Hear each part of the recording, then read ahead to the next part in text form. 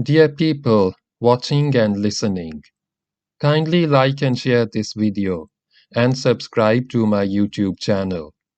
Kindly support me through Patreon so that I can keep making such audiobooks for you. For your ease, the video has been divided into chapters which can be found in the description. Izharul Haq, The Truth Revealed by Maulana M. Rahmatullah Keranvi. This is the very book which empowered Sheikh Ahmad Deedat with the knowledge of the Christian scriptures, which enabled him to challenge the claims of the Christians on Islam, the divinity of Jesus Christ, and their own religion as a whole. The book, internationally recognized as one of the most authoritative and objective studies of the Bible, was originally written in Arabic under the title Izharul Haq by the distinguished 19th century Indian scholar Maulana Rahmatullah Keranvi and appeared in 1864. The book was subsequently translated into Urdu and then from Urdu into English by Muhammad Wali Razi. The present publishers are bringing the Wali Razi translation out as a series in several installments, of which this is the 3 parts put together. Maulana Rahmatullah wrote the book in response to the Christian offensive against Islam in British India, and specifically to counter the subversive attack made by the Reverend CCP founder, who had written a book in Urdu entitled Mizanul Haq, the open intention of which was to cast doubts into the minds of the Muslims about the authenticity of the Quran and Islam. Part 2: Contradictions and Errors in the Biblical Text. Contradictions in the Genealogy of Jesus, number 46 to 51.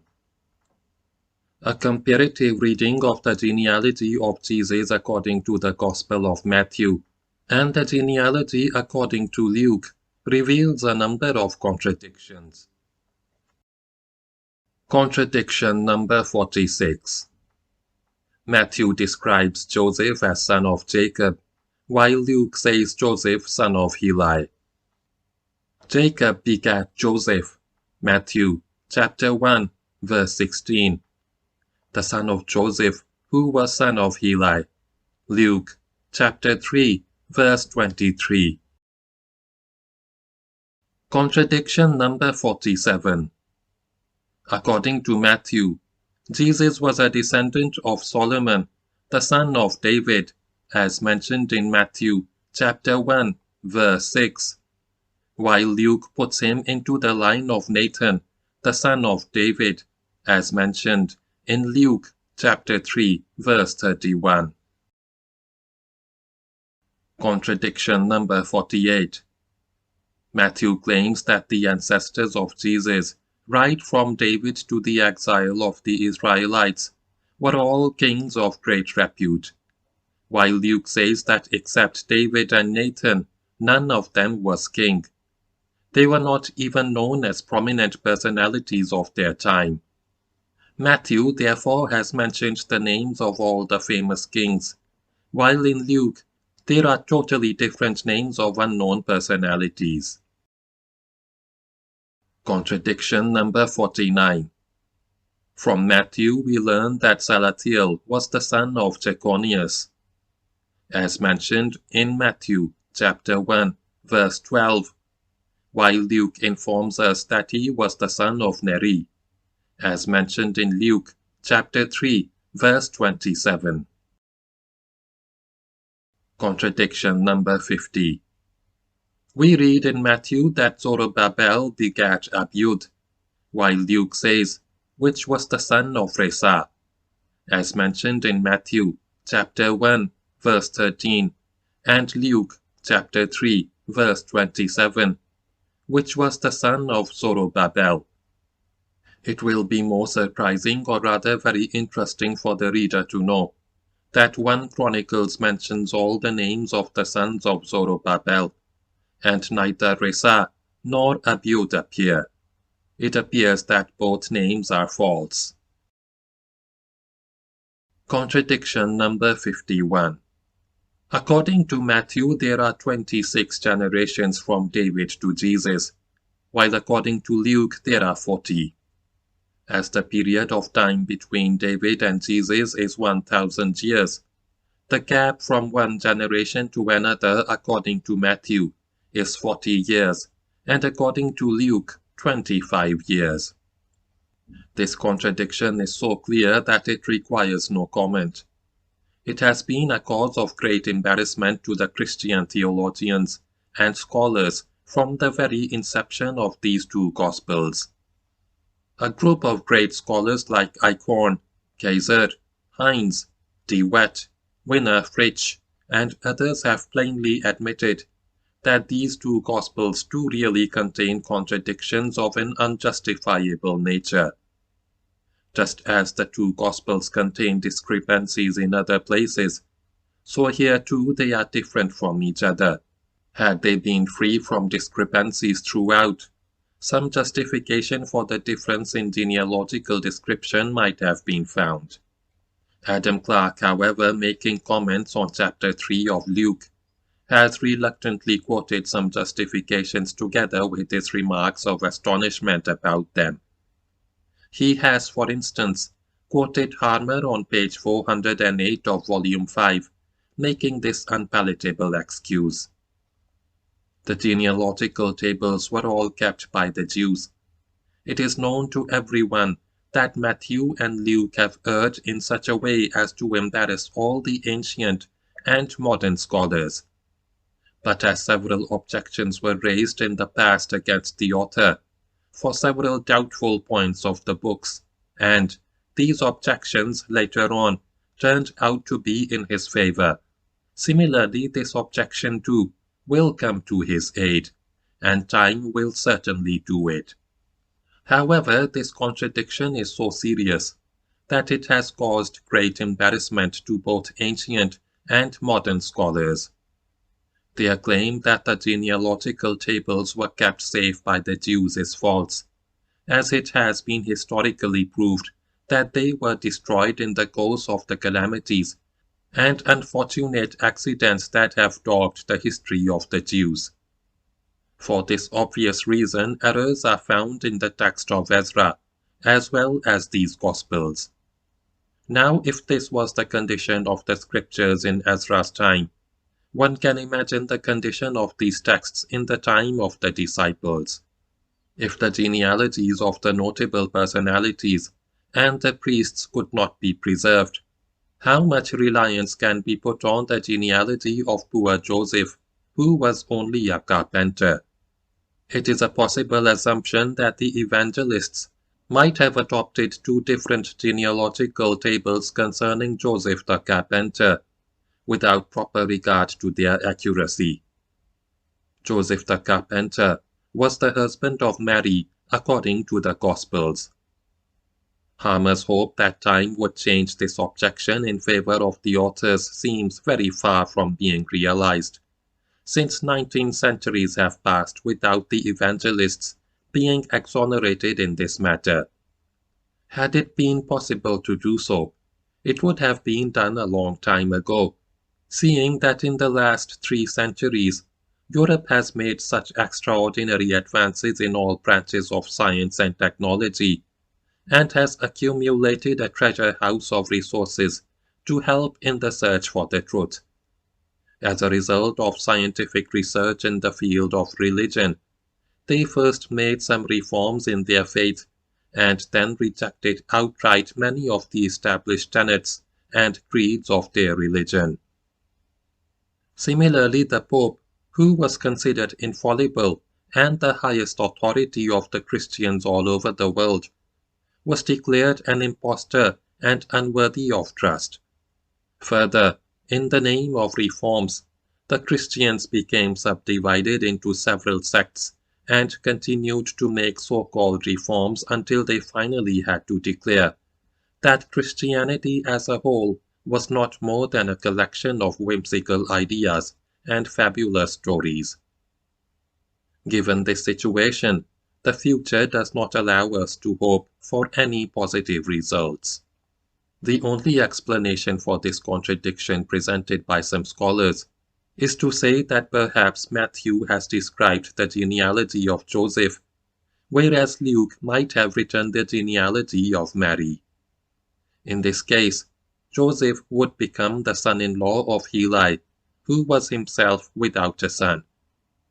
Joseph therefore might have been described as the son of Heli. This explanation is unacceptable and is rejected for several reasons. Firstly, because in this case Jesus would not be a descendant of Solomon, but a descendant of Nathan, as he would be included in the genealogy on his mother's side, not that of Joseph the carpenter. If this were so, Jesus could not possibly have been the Messiah, since the Messiah who had been predicted by the prophets had to be a descendant of Solomon.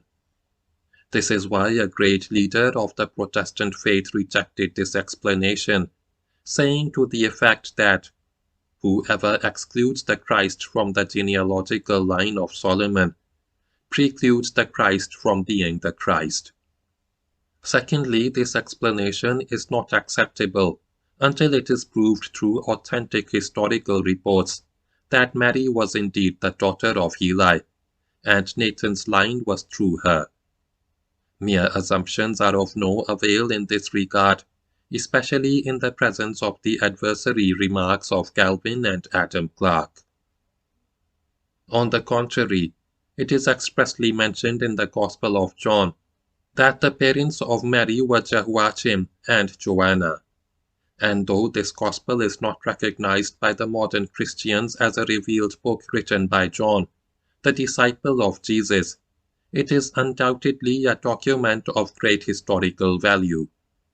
Its author certainly belongs to the early times of Christianity. The book certainly has more historical value than the most reliable books of history. It cannot therefore be denied by unauthenticated reports. St. Augustine said that he found a statement in a certain book that Mary was a Levite.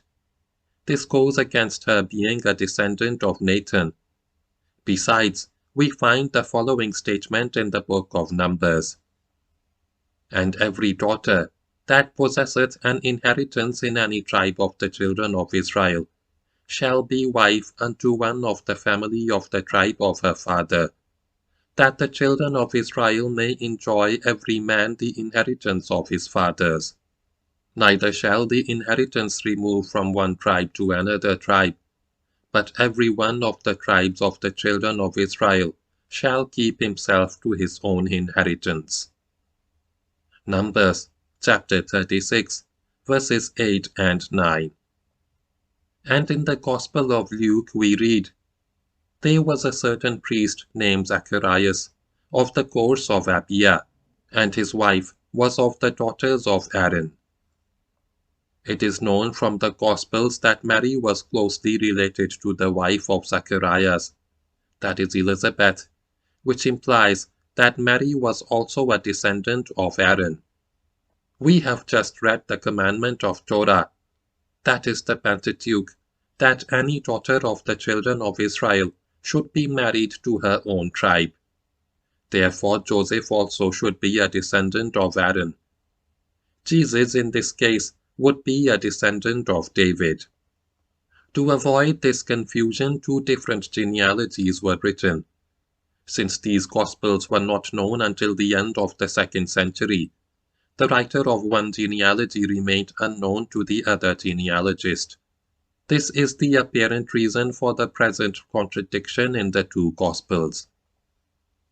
Thirdly, had Mary been the daughter of Heli, it must have been in the knowledge of ancient writers, who would not knowingly have presented such unbelievable explanations which, later on, were rejected and laughed at by modern writers. Fourthly, the Gospel of Matthew says, Jacob begat Joseph, the husband of Mary, of whom was born Jesus, who is called the Christ. While Luke says, the son of Joseph, which was the son of Heli. Both the statements clearly show that the authors are writing the genealogy of Joseph. Fifthly, if we presume that Mary was the daughter of Heli, Luke's statement will not be true unless it is proved that it was customary among the Jews that they, in the absence of a real son, used to include the name of their son-in-law in their genealogy. This has not so far been proved by any authentic argument. As far as the unauthentic claims of the scholars of the Protestant faith are concerned, they remain unacceptable to us on account of their lack of proof and valid arguments. We do not deny the possibility of a certain person being associated with another person who is related to him through his father or wife, or even being his teacher or his priest, and he may be associated with the name of another person. That is to say, we may, for example, refer to him as the king's nephew, or the king's son-in-law in order to recognize him through a known personality. This kind of association is a totally different thing from someone being included in the genealogical line of another person. It is possible that it might have been a custom among the Jews to say that someone was the son of his father-in-law, but it remains to be historically proved that such a custom existed. Another point to be noted here is that the Gospel of Matthew cannot have been known or acknowledged in the time of Luke. Otherwise, it would have not been possible for Luke to contradict Matthew so blatantly that it has resulted in a serious embarrassment to the ancient and modern advocates of Christianity. Contradictions number 52 and 53. A comparative reading of Matthew 2 and Luke presents a great contradiction to the reader and tends to indicate that neither of the two Gospels are divinely inspired. It is understood from the description in Matthew that the parents of the Messiah lived in Bethlehem even after his birth. It is also made clear by another description in Matthew that the period of their stay in Bethlehem was 2 years. Due to the domination of the Magians, they afterwards migrated to Egypt and lived there during the lifetime of Herod, the governor of Judah, and after his death they returned to live in Nazareth. Luke, on the other hand, gives us a different description. He says that Jesus' parents went to Jerusalem after Mary's confinement, and that after offering the sacrifice, they went to Nazareth and lived there. However, they used to go to Jerusalem every year at the feast of Passover. According to him, there is no question of the Magians coming to Bethlehem. Similarly, the parents of Jesus could have not gone to Egypt and stayed there, as it is clear from what is said that Joseph never left Judah in his life, neither for Egypt nor for any other place. We learn from the Gospel of Matthew that Herod and the people of Judah were not aware of the birth of Jesus until the Magians reported it to him.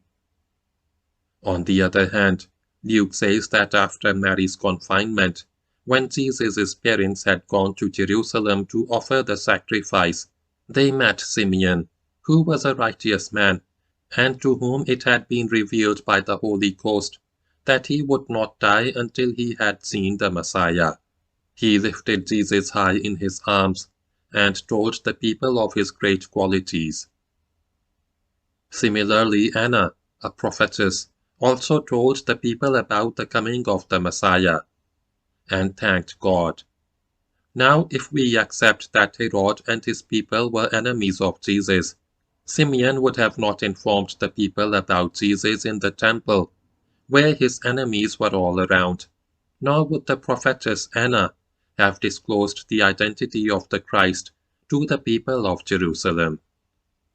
The scholar Norton, who is a great advocate of the Gospels, has admitted the presence of real contradiction in the two texts, and decided that the text of Matthew was erroneous and that of Luke was correct. Contradiction number 54. It is learnt from the Gospel of Mark that Christ asked the congregation to go away after his sermons of parables, and the sea at that time was stormy. But from the Gospel of Matthew, we learn that these events took place after the Sermon on the Mount. This is why Matthew described the parables in chapter 13 of his Gospel. This sermon, therefore, is proved to have been a long time after these events, as the two sermons were separated by a long period. One of the two statements, therefore, has to be essentially wrong. The two authors who claim to be men of inspiration, or are considered by the people to be so, should not make erroneous statements. Contradiction number 55. The Gospel of Mark describes the debate of Jesus with the Jews as taking place 3 days after his arrival in Jerusalem. Matthew writes that it took place on the second day. One of the two statements obviously has to be wrong. Horn says in his commentary regarding this contradiction and the one discussed before it that there is no way of explaining these discrepancies. Contradiction number 56. The sequence of events after the Sermon on the Mount as given by Matthew is different from the one given by Luke. For instance, the events according to Matthew happened in this order: curing a leper, Jesus' arrival at Capernaum, healing the servants of a Roman officer, and healing of Peter's mother-in-law. The Gospel of Luke first describes the event of Peter's mother-in-law, then in chapter 5 describes the healing of the leper, and in chapter 7 the healing of the servant of a Roman officer. One of the two statements certainly has to be erroneous. Contradiction number 57. According to the Gospel of John, some of the priests and Levites were sent by the Jews to John to inquire if he was Elias. He replied, "I am not Elias." This statement is expressly contradicted by Jesus according to Matthew chapter 11, verse 14, where Jesus is quoted as saying, "And if ye will receive it, this is Elias, which was for to come." And also we find this statement in Matthew chapter 17, verses 10 to 13. And his disciples asked him, saying, "Why then say the scribes that Elias must first come?" And Jesus answered and said unto them, "Elias truly shall first come, and restore all things. But I say unto you, that Elias is come already, and they knew him not, but have done unto him whatsoever they listed. Likewise shall also the Son of Man suffer of them." Then the disciples understood that he spake unto them of John the Baptist. Both these texts denote that John the Baptist is the promised Elias, with the result that the statements of John and Jesus contradict each other. A careful reading of the books of Christianity make it almost impossible to believe that Jesus was the promised Messiah. To premise our argument, the following 4 points should first be noted. Firstly, according to the book of Jeremiah, when Jehoiakim, son of Josiah, burnt the scripture which was written by Baruch from Jeremiah's recitation, Jeremiah received the following revelation from God. "Thus saith the Lord of Jehoiakim king of Judah, he shall have none to sit upon the throne of David." Jeremiah chapter 36, verse 30. According to the word of Gabriel as quoted by Luke, it is necessary for the Messiah to sit on the throne of David. "And the Lord God shall give unto him the throne of his father David." Luke chapter 1, verse 32. Secondly, the coming of the Christ was conditional on the coming of Elias prior to him. One of the major arguments of the Jews to support their disbelief in Christ was that Elias had not come, whereas his coming prior to the Messiah was positively necessary, according to their books. Jesus himself confirmed that Elias must come first. But at the same time he said that Elias had already come, but the people did not recognize him. On the other hand, Elias himself denied being Elias. Thirdly, the Christians do not consider the miracles of the prophets as an argument for faith in God or in the prophets. Matthew quotes the words of Jesus in chapter 24, verse 24, that, "For there shall arise false Christs and false prophets, and shall show great signs and wonders, insomuch that, if it were possible, they shall deceive the very elect." Paul in his second letter to Thessalonians, chapter 2, verse 9, says regarding the Antichrist, "Even him, whose coming is after the working of Satan, with all power and signs and lying wonders." Fourthly, according to the law of the Pentateuch, anyone inviting people to the worship of something other than God should be killed in spite of any kind of wonders and miracles they might perform. And some who claims divinity for himself is even more evil, since not only does he claim godhood, but also invites people to worship other than God. According to the genealogy described by Matthew, Jesus was a descendant of Jehoiakim and is, therefore, according to the first proposition quoted above, not able to sit on the throne of David. Besides, Elias did not come before Jesus, as is proved by the words of John himself, that he was not Elias. Given this admission, anything contrary to it cannot be acceptable, and it is logically impossible to believe that John, being a prophet and a man of revelation, would not have been aware of his being Elias. Therefore, the second proposition too disallows Jesus from being the Messiah, and whereas according to the belief of the Christians, Jesus claimed divinity for himself, this admission would make him liable to be killed according to the law of Moses, as we discussed in our fourth proposition. As far as the miracles and wonders performed by Jesus are concerned, they cannot, according to the belief of the Christians, be an argument for his being a believer, let alone a prophet.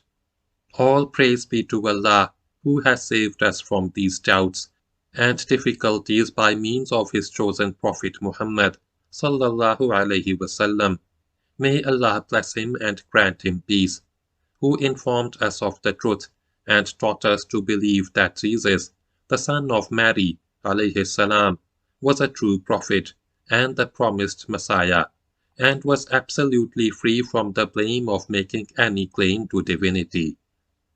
The Christians are responsible for attributing this claim to him. Contradictions number 58 to 63.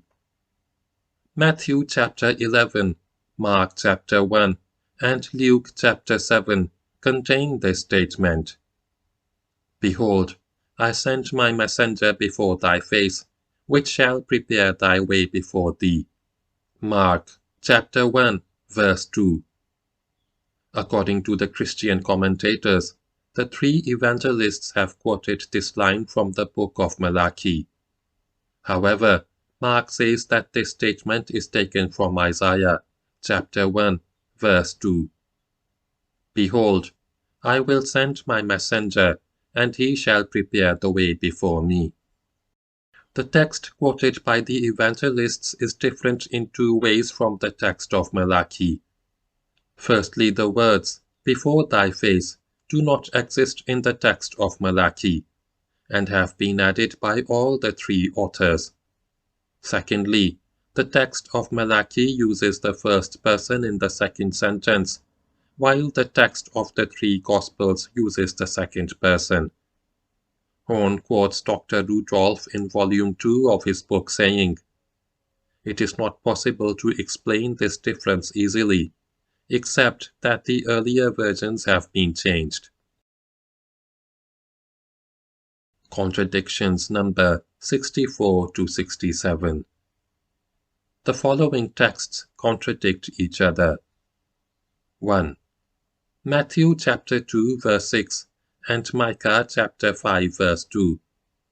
The Matthew text says, "And thou, Bethlehem, in the land of Judah, art not the least among the princes of Judah.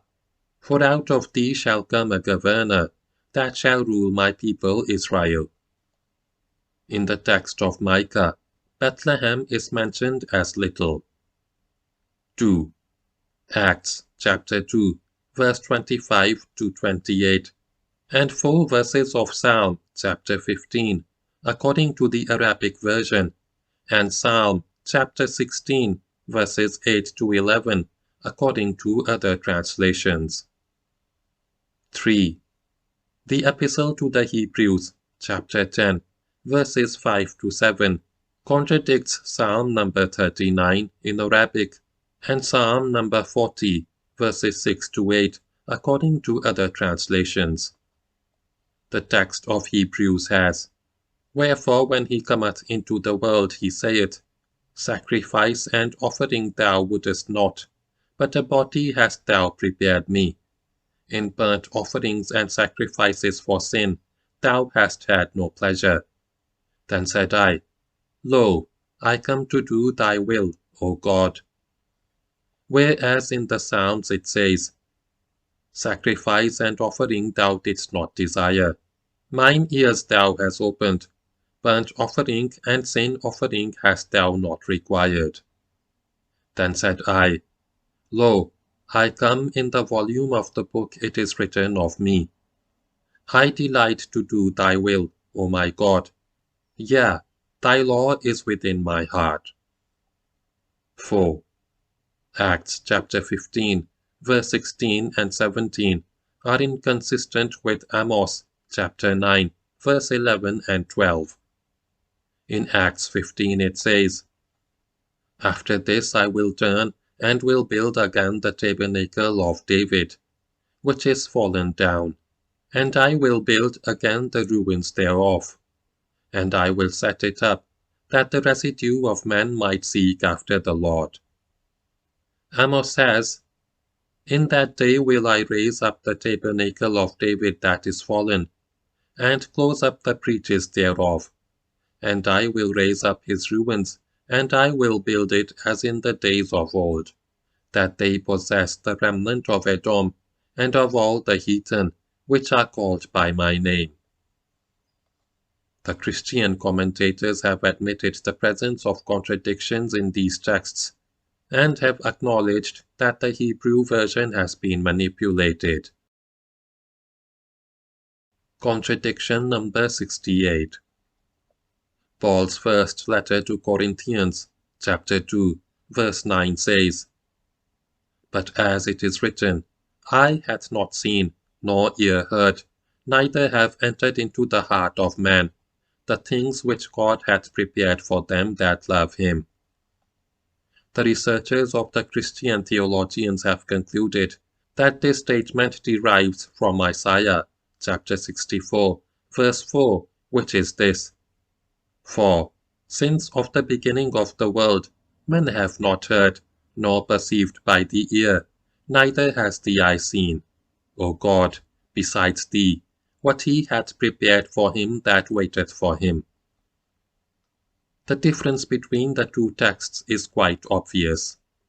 The commentators of the Bible admit the presence of incompatibility in the above texts, and say that the text of Isaiah has been distorted.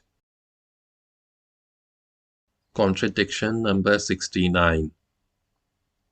The Gospel of Matthew describes in chapter 9 that Jesus, after departing from Jericho, saw 2 blind men on the way and healed them of their blindness, as mentioned in Matthew chapter 9, verses 27 to 31. Contradicting this, Mark writes in chapter 10 of his Gospel, "Blind Bartimaeus, the son of Timaeus, sat by the highway side begging." So in Mark, the healing of only one man by Jesus is mentioned. Contradiction number 70. Matthew describes this event in chapter 8, verse 28. Into the country of Gergesenes, there met him two possessed with devils coming out of the tombs. Then Jesus is described as healing them. This statement is inconsistent with the texts of Mark chapter 5 and Luke chapter 8, which is this. There met him out of the city a certain man which had devils, as mentioned in Luke chapter 8, verse 27. Then he was healed by Jesus. Two men in the first quotation become one in the second. Contradiction number 71. It appears from chapter 21 of Matthew that Jesus sent two of his disciples to bring an ass and a colt from a village, and the disciples brought the ass and the colt and put on their clothes, and they sat him thereon, as mentioned in Matthew chapter 21, verse 7. While the rest of the evangelists said that Jesus asked his disciples to bring only the colt or an ass, and that when it came he rode on it. Contradiction number 72. Mark says in his first chapter, "And John did eat locusts and wild honey," as mentioned in Mark chapter 1, verse 6. While Matthew states that John came neither eating nor drinking, as mentioned in Matthew 11, chapters 18 and 19. Contradiction 73 to 75. A comparison between the texts of Mark chapter 1, Matthew chapter 4, and John chapter 1 reveals inconsistencies regarding the circumstances in which the disciples embraced the new faith.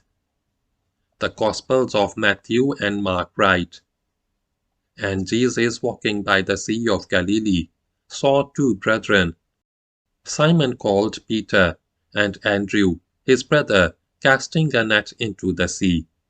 And he saith unto them, Follow me. And they followed him. He saw other two brethren, James, the son of Zebedee, and John his brother, mending their nets. He called them, and they followed him," as mentioned in Matthew chapter 4, verses 18 to 22. But the text of John is different from the above text in three ways. Firstly, John does not mention the name of James. Secondly, it describes that Jesus saw them with the exception of John on the banks of the Jordan, not Galilee. Thirdly, John does not speak of their nets.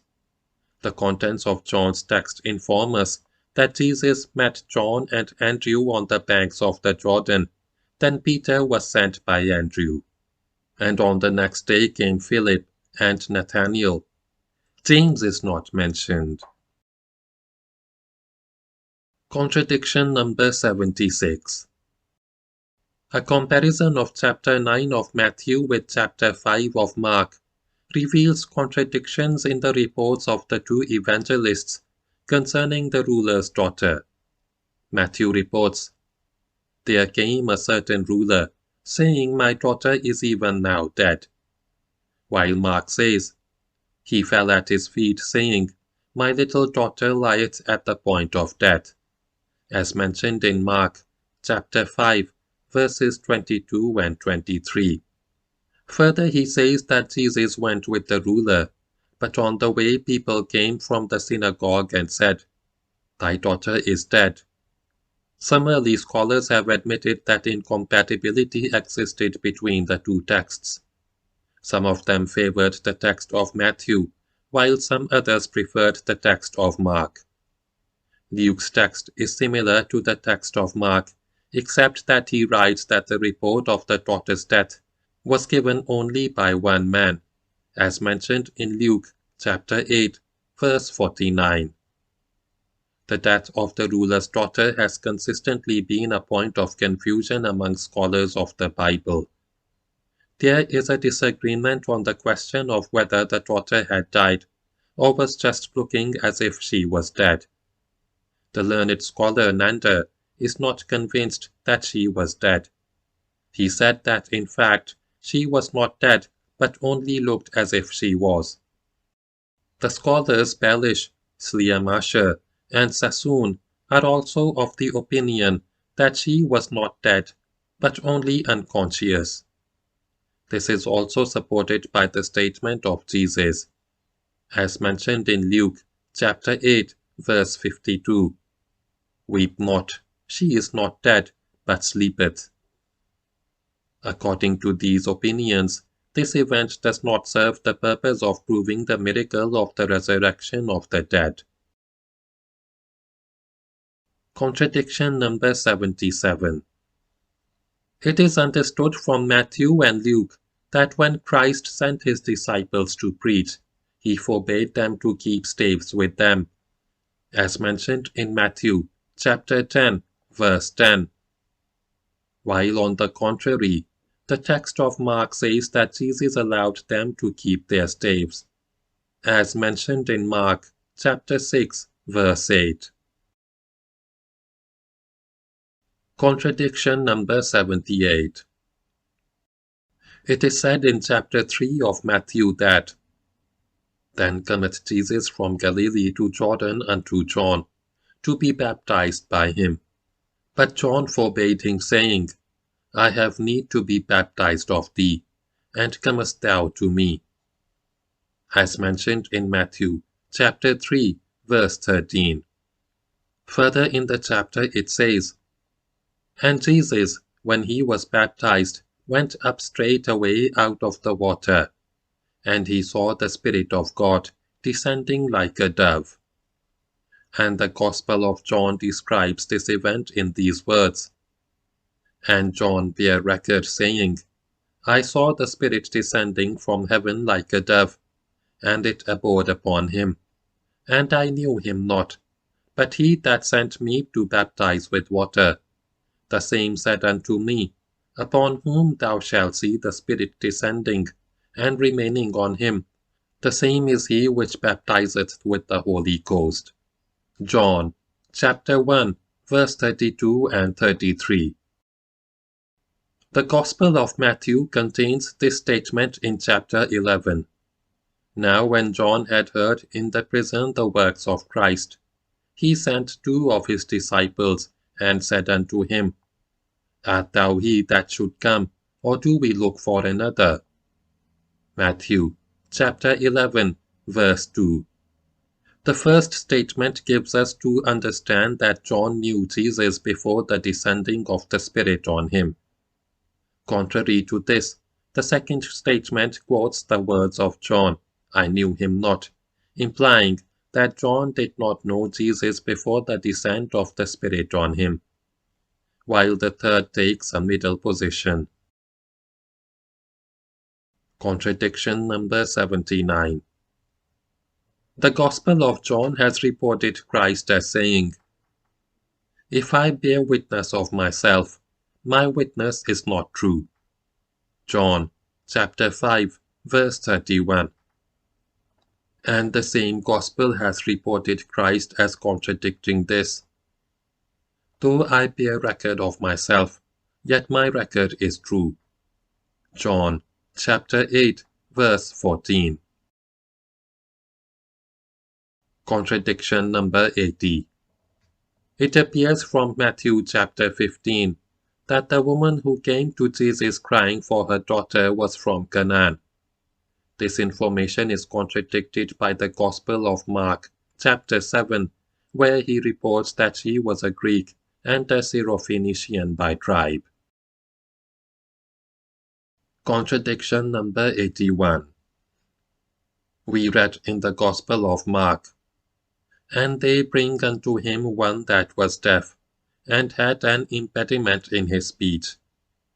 It is clearly understood from this that the man who was deaf and dumb was a single person. But the description in the Gospel of Matthew plainly contradicts this, saying, "And great multitudes came unto him, having with them those that were lame, blind, dumb, maimed, and many others, and cast them down at Jesus' feet, and he healed them." Matthew chapter 15, verse 30.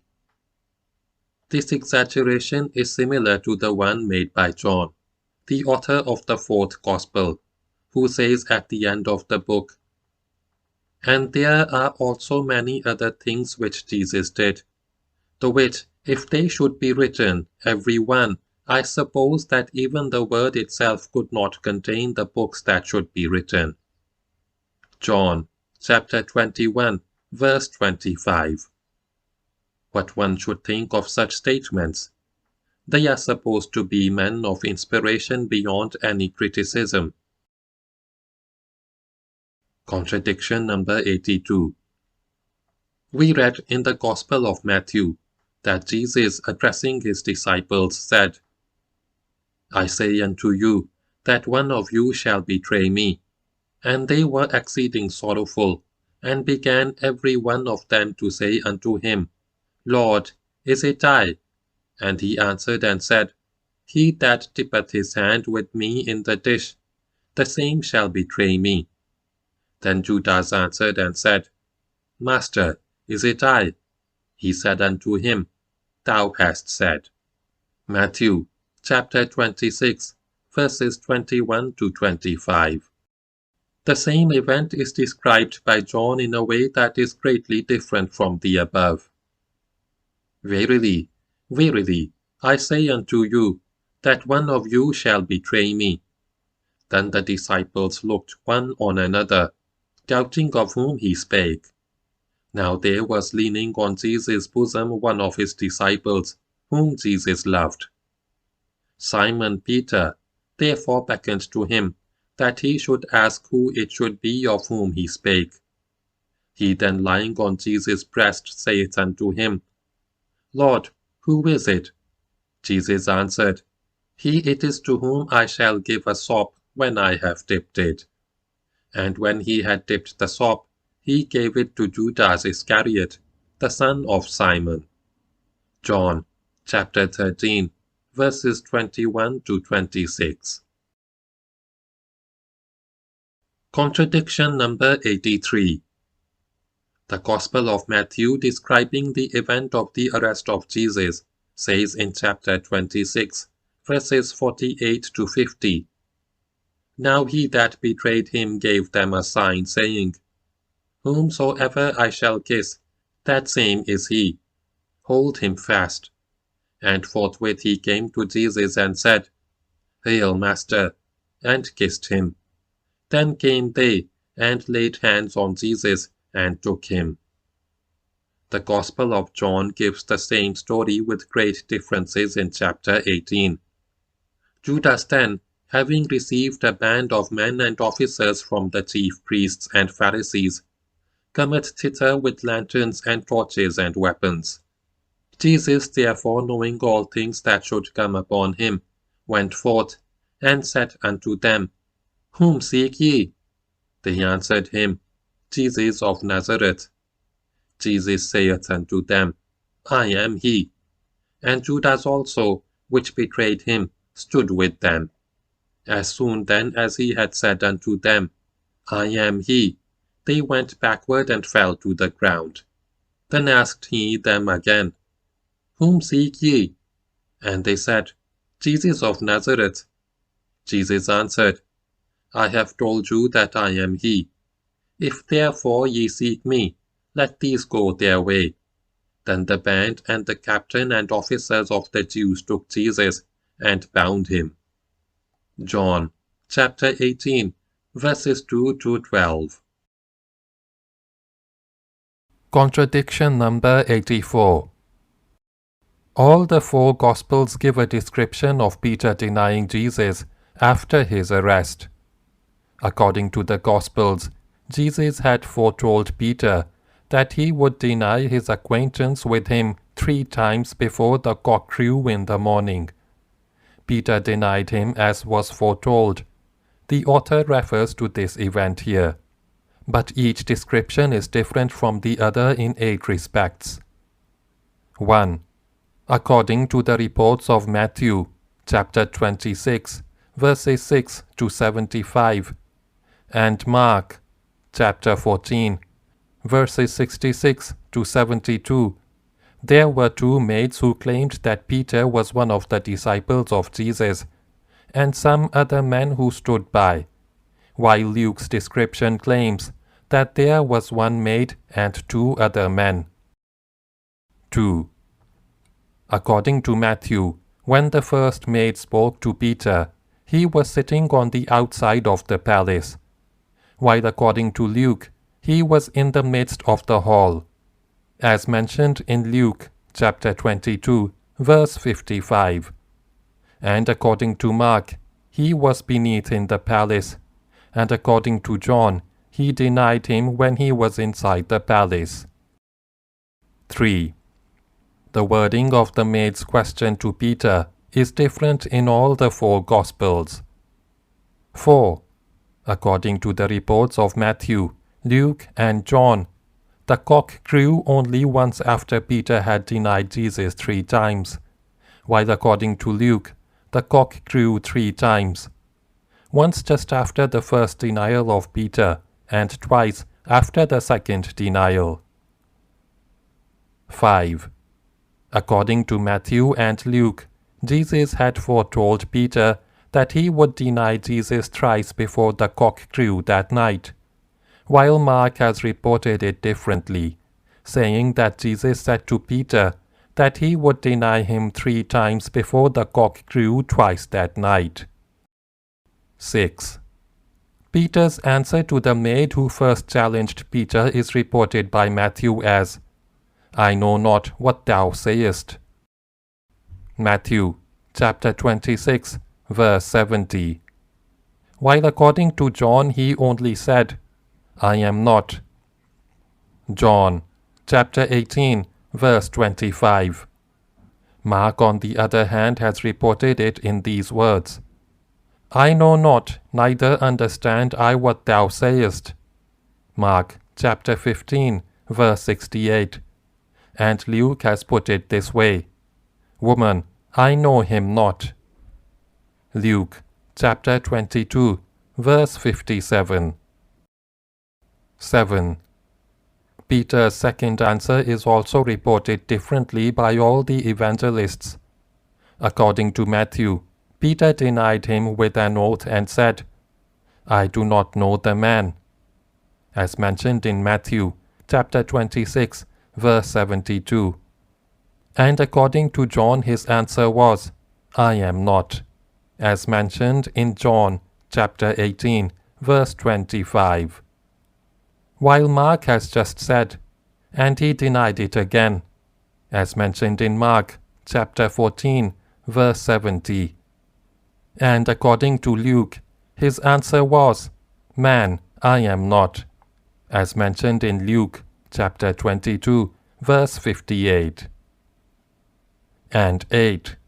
The people who stood by at the time of Peter's denial were, according to Mark, outside the palace, while Luke reports them as being in the midst of the hall. Contradiction number 85. Describing the event of crucifixion of Jesus, Luke says, "And as they led him away, they laid hold upon one Simon, a Cyrenian, coming out of the country, and on him they laid the cross, that he might bear it after Jesus." Luke chapter 23, verse 26. This statement is contradicted by the Gospel of John, where it says that Jesus, bearing his cross himself, went forth to the place of crucifixion, as mentioned in John chapter 19, verse 17. Contradiction number 86. The first 3 Gospels agree that Christ was on the cross at the 6th hour on the day of crucifixion, as mentioned in Matthew chapter 27, verse 45, Mark chapter 15, verse 23, and Luke chapter 23, verse 44. But contrary to this, the Gospel of John reports him to be in the court of Pilate, exactly at the 6th hour on the same day, as mentioned in John chapter 19, verse 14. Contradiction number 87. The Gospel of Mark says regarding the thieves who were crucified with Jesus, "And they that were crucified with him reviled him." Mark chapter 15, verse 32. While Luke reports that one of them reproached Jesus, and the other said, "Lord, remember me when thou comest into thy kingdom." Then Jesus replied to him, "Today shalt thou be with me in paradise." Luke chapter 23, verse 43. The Urdu translators of the editions 1839, 1840, 1844, and 1846 changed the texts of Matthew and Mark to avoid this difference, to the effect that there was only one person who was crucified with Jesus. The present Urdu translation, however, describes two men. It is a common practice of Christian scholars to change the texts of their holy scriptures whenever they think they should. Contradiction number 88. It is understood from chapter 20 and 21 of Matthew that Jesus arrived in Jerusalem after departing from Jericho, as mentioned in Matthew chapter 20, verse 29, and chapter 21, verse 1, while from John we learn that Jesus, departing from Ephraim, arrived in Bethany, where he stayed for the night, as mentioned in John chapter 11, verse 54, and chapter 12, verse 1. Contradiction number 89. The resurrection of Jesus. We learn from Matthew chapter 27, verse 56, that when Mary Magdalene and Mary, the mother of James, arrived near the grave, an angel of God descended from the heaven, and the stone rolled back from the grave, and he sat upon it, and said to the women not to fear, and go home quickly, as mentioned in Matthew chapter 28, verses 5 and 6. Mary Magdalene and Mary, the mother of James and Salome, came unto the sepulchre, and when they looked, they saw that the stone was rolled away. And entering into the sepulchre, they saw a young man sitting on the right side, clothed in a long white garment. Mark chapter 16, verses 1 to 6. Luke's description of this is, "And they found the stone rolled away from the sepulchre, and they entered in and found not the body of the Lord Jesus. Behold, two men stood by them in shining garments." Luke chapter 24, verses 2 to 4. Contradiction number 90. It is expressly mentioned in Matthew that after the angels informed the women of Jesus' resurrection, they returned from there, and on the way they met Jesus. Jesus hailed them and asked them to tell the people to go to Galilee, where they would see him, as mentioned in Matthew chapter 28, verses 8 to 10. But Luke differs from this statement when he says, "And returned from the sepulchre, and told all these things unto the 11, and to all the rest. It was Mary Magdalene and Joanna, and Mary the mother of James, and other women that were with them, which told these things unto the apostles. And their word seemed to them as idle tales, and they believed them not." As mentioned in Luke chapter 24, verses 9 to 11. On the other hand, we learn from the Gospel of John chapter 20, verses 13 to 15, that Jesus met Mary Magdalene near the grave. Contradiction number 91.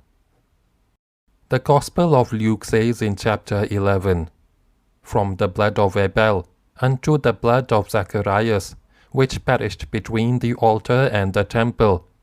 Verily I say unto you, it shall be required of this generation." Luke chapter 11, verse 51.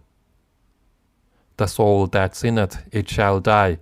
The Son shall not bear the iniquity of the Father, neither shall the Father bear the iniquity of the Son. The righteousness of the righteous shall be upon him, and the wickedness of the wicked shall be upon him. Izhar chapter 18, verse 20. However, in other places in the Old Testament, there are several passages which imply that the children of a man will be accountable for the sins of their father, up to 3 or 4 generations. Contradiction number 92. Paul's first letter to Timothy contains this statement, "For this is good and acceptable in the sight of God, our Saviour, who will have all the men to be saved, and to come unto the knowledge of the truth." 1 Timothy chapter 2, verses 3 and 4. This statement is incompatible with and contradicts Paul's statement in his second letter to Thessalonians. "And for this cause God shall send them strong delusion, that should believe a lie, that they all might be damned who believed not the truth, but had pleasure in unrighteousness." 2 Thessalonians chapter 2, verses 11 and 12. It may be noted how Paul's two statements contradict each other. The first text gives us to understand that God's aim is to redeem all the men and take them to knowledge of the truth, while the latter statement would have us believe that God sends strong delusions to them so that they believe in falsehood like a truth, and God will punish them for that. The Protestants raise the same objection against other religions. The author of this book refers to the Protestants because they do not believe in God being creator of evil. According to them, God first deludes them to make them stray from the right path, and then punishes them for unrighteousness. Contradictions number 93 to 96. Acts chapter 9 verse 22 and 26 give a description of Paul's conversion to Christianity. It is necessary to note that Paul was first a Jew and was called Saul. He was a great opponent of Christianity. One day he was going to Damascus to captivate some Christians, when suddenly he saw a light shine on him, and he heard the voice of Jesus, who invited him to Christianity, and he became a Christian. Acts chapter 9, verse 15. The texts of all 3 chapters are different in many respects. We intend to give only 3 discrepancies in this book. 1. We read in Acts this statement, "And the men which journeyed with him stood speechless, hearing a voice, but seeing no man." Acts chapter 9, verse 7. This statement is contradicted by the following statement, "And they that were with me saw indeed the light, and were afraid, but they heard not the voice of him that spoke at me." Acts chapter 22, verse 9. The contradiction between hearing a voice and heard not the voice of him speaks for itself. 2. Again in chapter 9 we find Paul quoting these words of Jesus. "And the Lord said unto him, Arise, and go into the city, and it shall be told thee what thou must do." Acts chapter 9, verse 7. chapter 22 also contains this. Arise, and go into Damascus, and there it shall be told thee of all things which are appointed for thee to do. Acts chapter 22, verse 10. But in chapter 26 we are told a different story. But rise, and stand upon thy feet, for I have appeared unto thee for this purpose, to make thee a minister and a witness both of these things which thou hast seen, and of those things in which I will appear unto thee, delivering thee from the people and from the Gentiles, unto whom now I send thee to open their eyes, and to turn them from darkness to light, and from the power of Satan unto God, that they may receive forgiveness of sins, and inheritance among them, which are sanctified by faith that is in me. Acts chapter 26, verses 16 to 18. It may be noted that according to the first two texts, Jesus did not assign any duty to Paul at this occasion, but he was promised that he would be told after he arrived in Damascus, while the later statement shows that Jesus explained his duties at the time of his appearance. And 3. It is understood from the first text that the people who were with Paul stood there silently, while the third text shows them as having fallen into the ground, and the second text does not mention it at all. Contradiction number 97. We find in Paul's first letter to Corinthians, "Neither let us commit fornication, as some of them committed." The commentators are unanimous on the point that the event referred to in this text is the one described in the book of Numbers, chapter 25, verse 1 and 9. The Israelites, during their stay in Shittim, began to commit fornication and whoredom with the daughters of Moab. Hence 24,000 were killed by God in a plague, and fell in one day 23,000. Corinthians chapter 10, verse 8. This statement is contradicted by the book of Numbers. And those that died in the plague were 24,000. Numbers chapter 25, verses 1 to 9. One of these two texts must be wrong. Contradiction number 98. We read this statement in the book of Acts. Then sent Joseph, and called his father Jacob to him, and all his kindred, 75 souls. Acts chapter 7, verse 14. The above text expressly denotes that Joseph and his children who were with Joseph in Egypt are naturally excluded from this number. In fact, it refers to Jacob and his family, but in Genesis we read, "And the sons of Joseph, which were born of him in Egypt, were 2 souls. All the souls of the house of Jacob, which came into Egypt, were 70. Genesis chapter 46, verse 27. And according to the commentaries of D'Oyly and Richard Ment, the number of the house of Jacob comes to 70, only when Joseph and his 2 sons are included in it. They enumerate as follows: the children of Leah 32 souls, of Zilpah 16, of Rachel 11, and of Bilhah 7. They were in all 66 souls. They became 70 when Jacob, Joseph, and his 2 sons are included.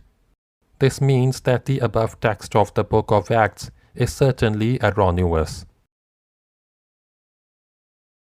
Contradiction number 99. The death of Judas Iscariot is described both by Matthew and Acts.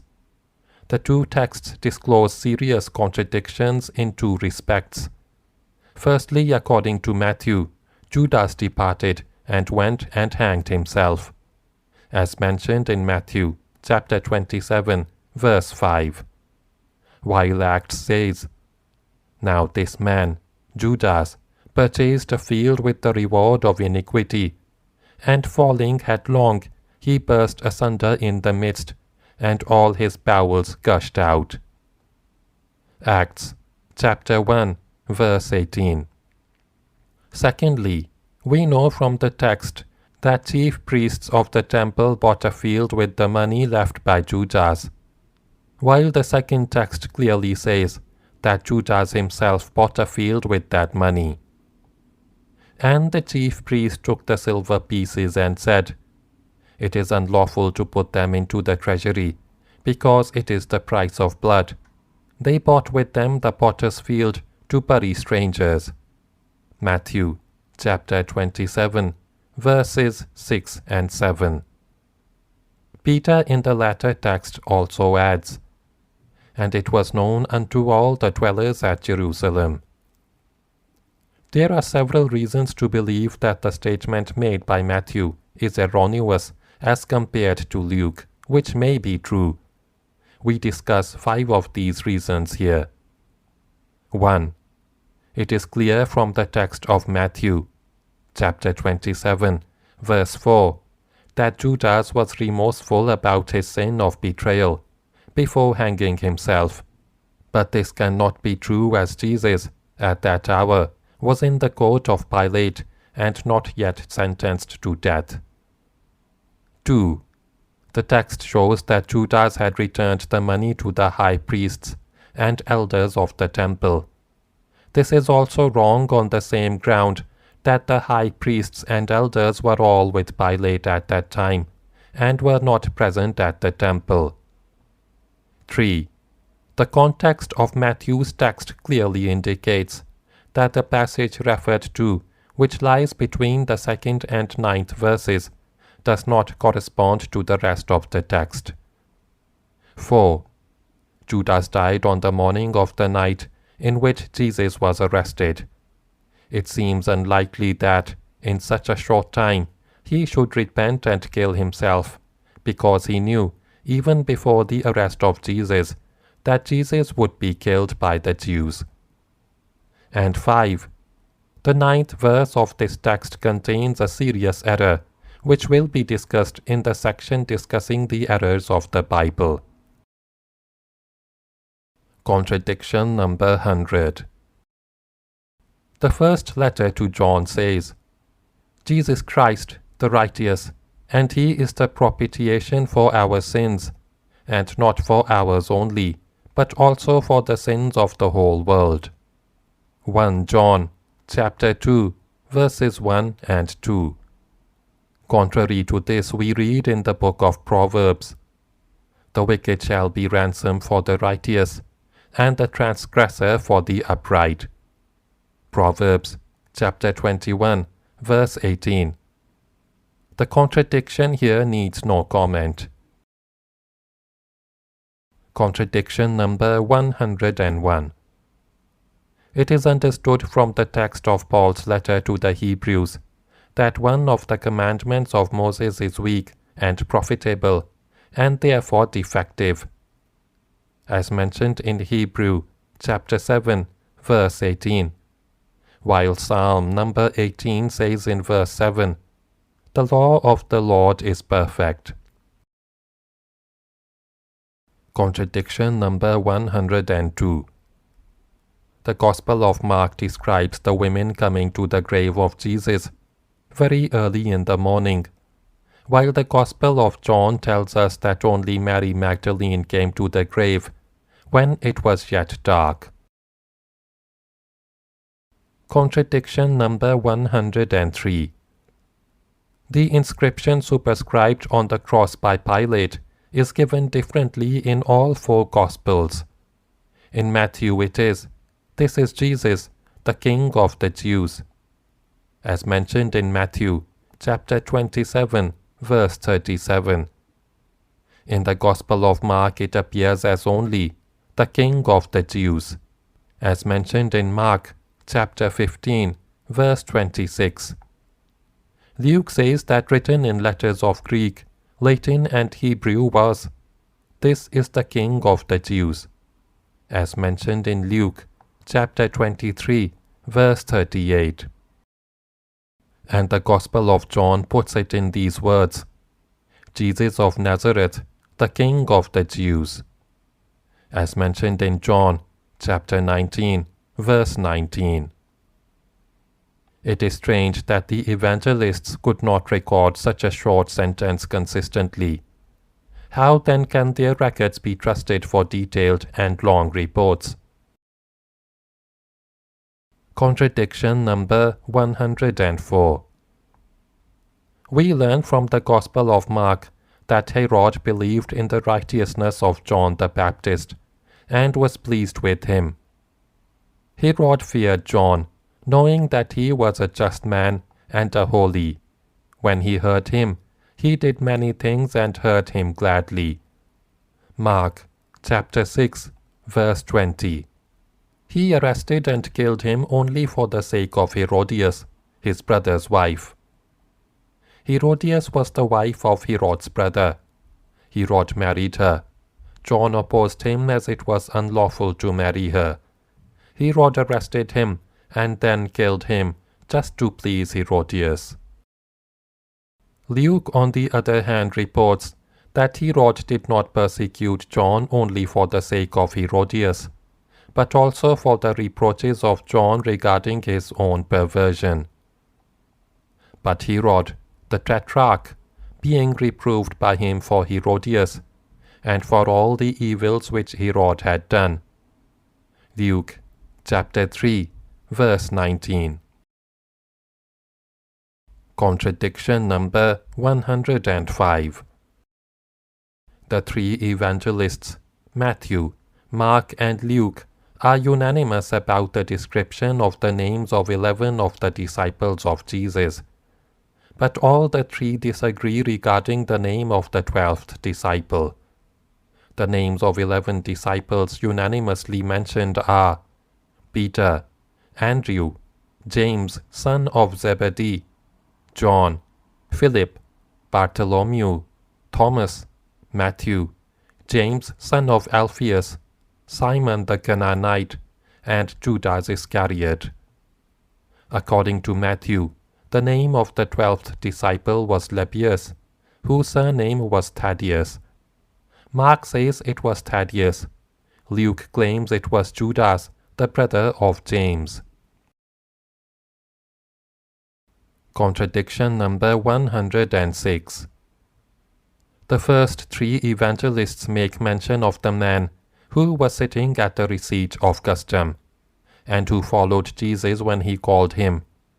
There is, however, considerable disagreement among them regarding his name. According to Matthew, his name is Matthew, as mentioned in Matthew chapter 9, verse 9.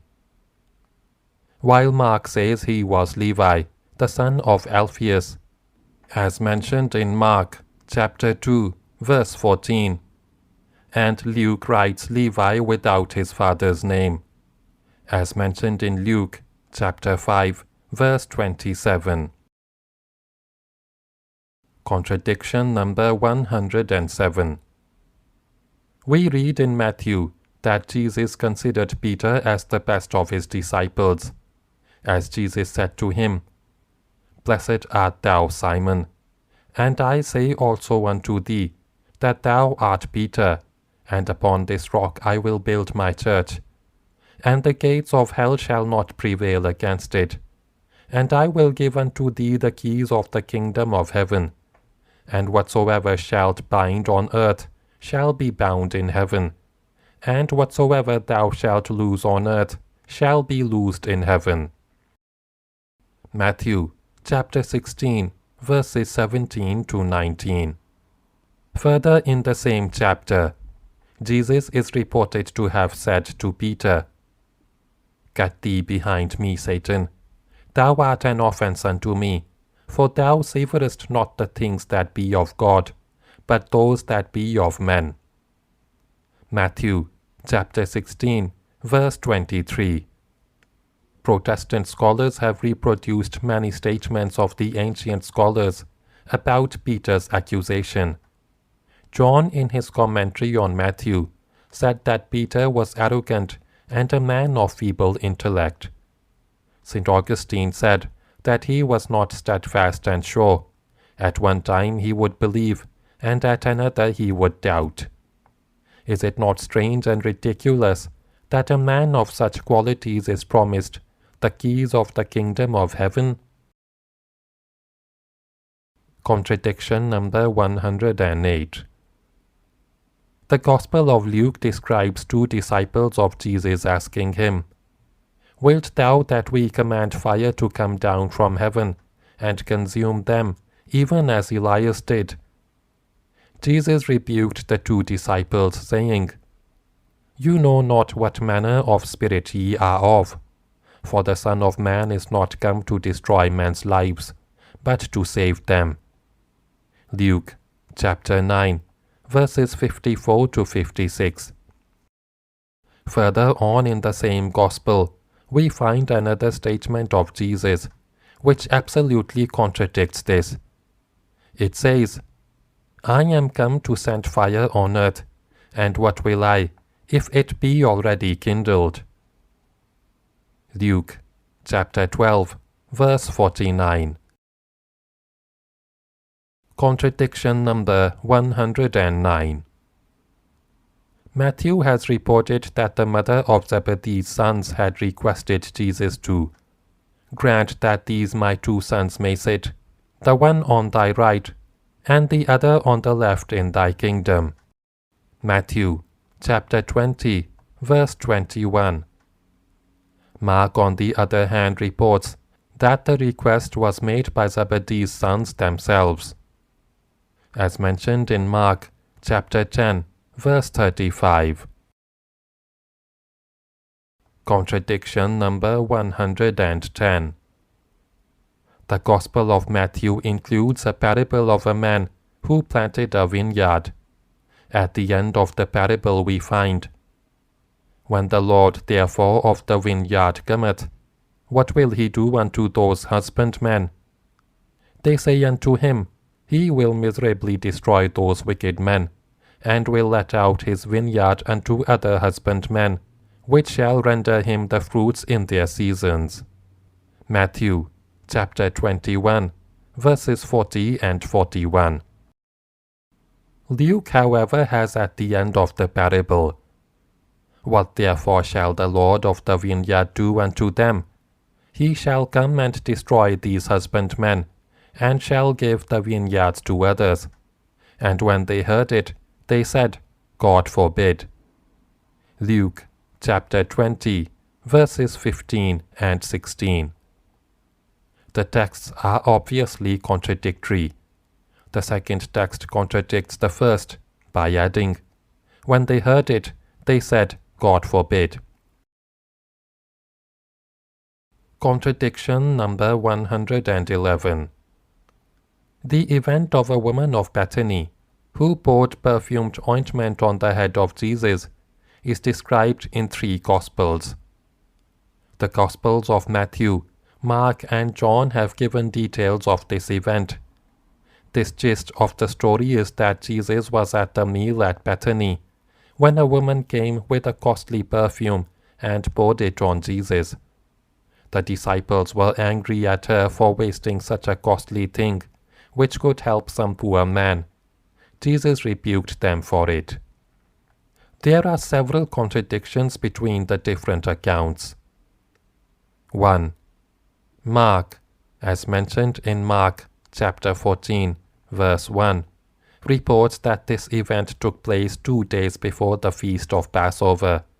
The Passover is a religious festival of the Jews, which was celebrated on 14th April every year in the memory of their exodus from Egypt, while John reports it to have happened 6 days prior to the festival, as mentioned in John chapter 12, verse 1. Matthew is silent regarding the time of this incident. 2. Mark and Matthew agree that Jesus was in the house of Simon the leper when the woman came, while John reports him to be in the house of Lazarus, the brother of Mary. 3. Matthew and Mark agree that the ointment was poured on the head of Jesus, as mentioned in Matthew chapter 26, verse 7, and Mark chapter 14, verse 3.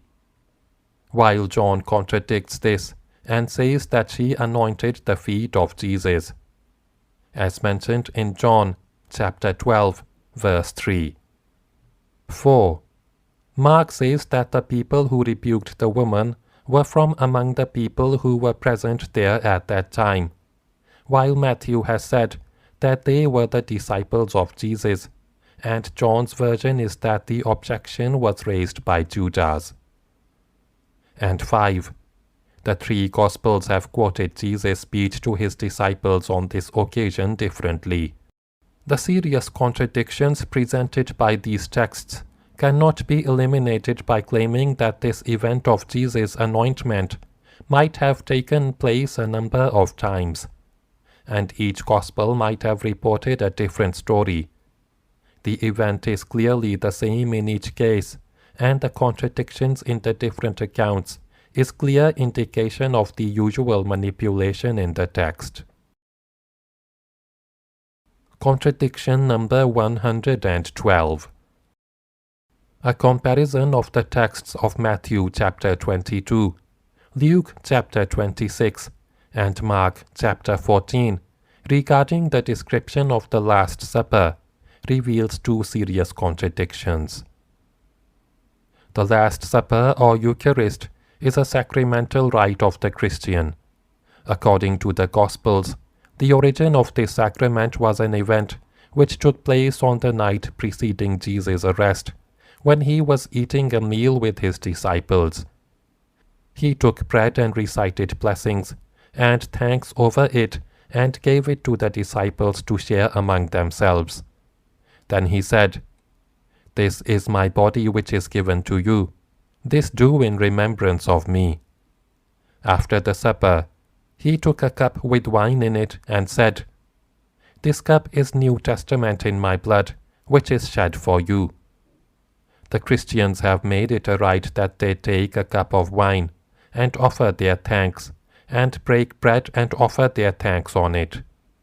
The Catholics believe that the bread and wine actually turned into the body and flesh of Jesus. The ceremony was named Eucharist, which signified thankfulness by Paul. 1. There are two cups mentioned in Luke's description, one before the meal and the other after it, while Matthew and Mark speak of only one cup. Apparently Luke's description is erroneous, because this description involves serious objection against the faith of the Catholics, who believe that the wine and the bread actually turned into the flesh and the body of Christ. 2. According to Luke, the body of Christ was sacrificed only for the disciples, while Mark reports it to have been sacrificed, is given for many, and from Matthew we understand that neither the body nor the blood of Jesus is shed, but the blood of the New Testament is the thing which is shed for others. How the blood of the New Testament is shed is a riddle. We are greatly surprised to note that the Gospel of John describes ordinary events like Jesus riding on an ass or applying perfume to his clothes, but does not make any mention of as important an event as the Last Supper, which holds such a vital place in Christian ritual. Contradiction number 113. We read this verse in Matthew, "Because strait is the gate, and narrow is the way, which leadeth unto life, and few there be that find it." Matthew chapter 7, verse 14. But further in the same Gospel we read of Jesus saying, "Take my yoke upon you, and learn of me, for my yoke is easy and my burden is light." Matthew chapter 11, verses 29 and 30. Contradiction number 114. We read in chapter 4 of Matthew that the devil first took Jesus to the holy city, and set him on the pinnacle of the temple, then took him up to the peak of a mountain. Jesus then went to Galilee, then leaving Nazareth came to Capernaum and dwelt there. Luke says in chapter 4 of his Gospel that the devil first took Jesus onto the mountain, then to Jerusalem, and then he was stood on the pinnacle of the temple. Then Jesus returned to Galilee and started teaching there. Then he went to Nazareth, where he had been brought up. Contradiction number 115. Matthew reports that a Roman officer himself came to Jesus and requested him to heal his servant and said, "Lord, I am not worthy that thou shouldest come under my roof, but speak the word only, and my servant shall be healed." Matthew chapter 8, verse 8. Jesus, commending the faith of the officer, said, "As thou hast believed, so be it done unto thee." And his servant was healed in the self-same hour. Matthew chapter 8, verse 13. Luke reports this event differently. According to him, the centurion himself did not come to Jesus, but sent some elders of the Jews. Then Jesus went with them.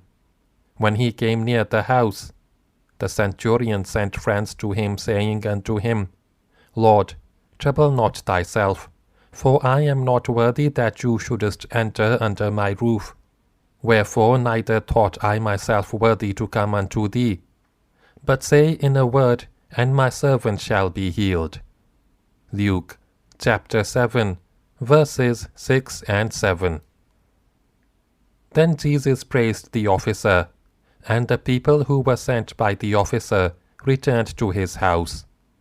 The servant had been healed. Contradiction number 116. Matthew reports in chapter 8 that a scribe came to Jesus and asked his permission to follow him wherever he went. Then a disciple said to him that first he should go and bury his father, and then follow Jesus. Matthew describes many events after this, and in chapter 17 reports the event of the transfiguration of Jesus. The transfiguration took place on a mountain. Jesus, along with Peter, James, and Jacob, went there, and he was transfigured before their eyes, and his face shone like the sun. He was seen talking with Moses and Elias. A bright cloud overshadowed them, and a voice was heard, "This is my Son in whom I am well pleased." Matthew chapter 17, verse 5. This event is also known as the descent of the Holy Ghost. Luke, on the other hand, reports the request of the scribe in chapter 9 after the transfiguration. One of the two texts must be wrong. Contradiction number 117. Matthew talks in chapter 9 of a dumb man possessed by devil who is healed by Jesus. Then in chapter 10 he describes the mission of the disciples and Jesus commanding to them to heal the sick, cleanse the lepers, raise the dead, and cast out devils. Then in other chapters he describes many other events, and then in chapter 17 the event of the transfiguration. Luke, on the other hand, first describes the mission of the disciples, then the transfiguration of Jesus in the same chapter, and then after the description of many other events in chapters 9, 10, and 11, he has the report of the dumb man healed by Jesus. Contradiction number 118. Mark states that the Jews crucified Christ at the third hour of the day, as mentioned in Mark chapter 15, verse 25. This statement is contradicted by the Gospel of John, which reports that Jesus was in the court of Pilate until 6th hour of the day, as mentioned in John chapter 9, verse 14. And contradiction number 119. It is understood from the descriptions of Matthew and Mark that the soldiers who mocked Jesus and put the scarlet robe on him were Pilate's soldiers, not Herod's, while Luke's statement is just the opposite. To be continued.